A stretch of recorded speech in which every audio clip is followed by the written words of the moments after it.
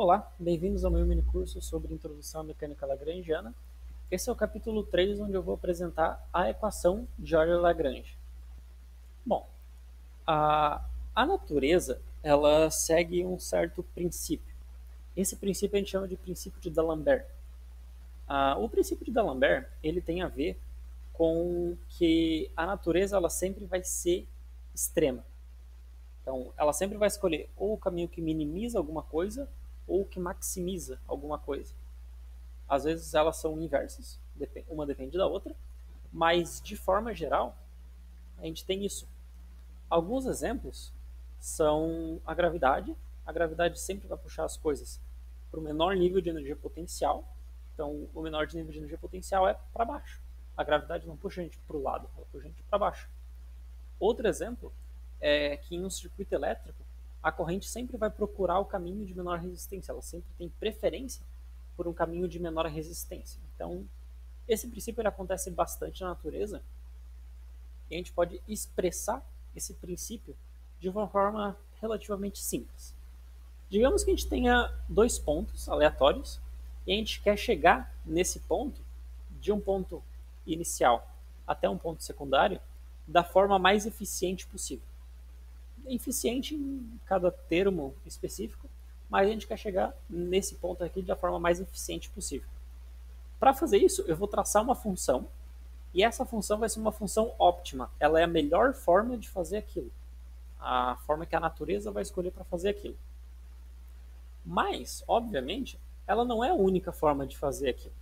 A gente pode criar uma outra função, uma função h de t, que ela vai ser a nossa função de erro. Ela não é bem uma função de erro. Ela está aqui mais para a gente ter uma ideia de que a nossa função óptima nem sempre vai ser sempre sozinha. A gente pode ter alguma coisa interferindo ali que não vai mudar muito o nosso caminho. A gente ainda vai sair do ponto inicial e chegar no ponto secundário, mas com uma pequena diferença.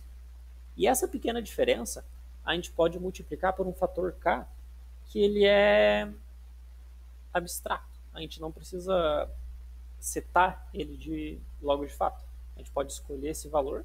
Então, ele é bem variável.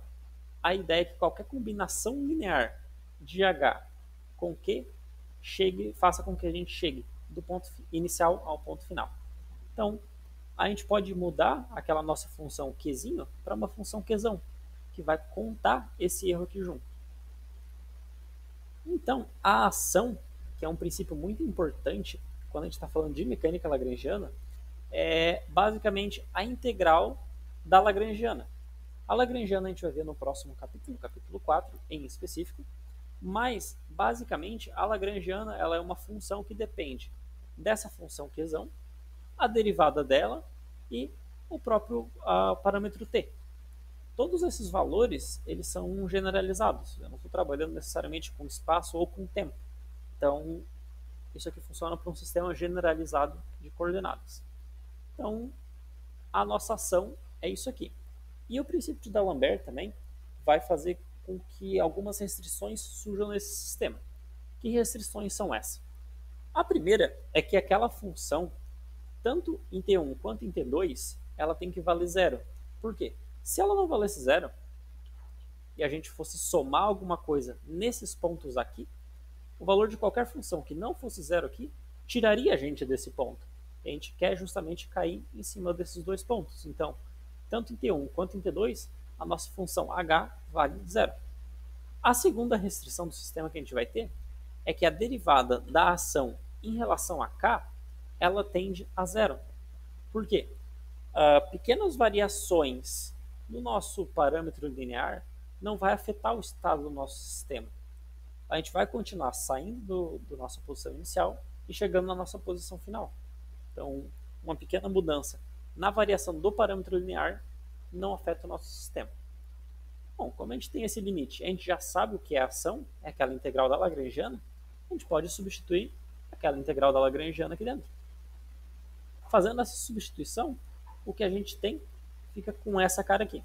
Como a gente está tirando uma derivada de uma integral, pelo teorema fundamental do cálculo, que a gente viu no último capítulo, a gente pode inverter essa operação aqui dentro. Então, invertendo essa operação, a gente tem a integral da derivada dessa função, o limite com k tendendo a zero. Essa função aqui, como ela tem mais de uma variável, e eu vou pegar a derivada em relação a k, eu tenho que pegar a derivada em relação a k de cada um desses caras. Então, a derivada em relação a k da lagrangiana vai ficar com essa cara aqui.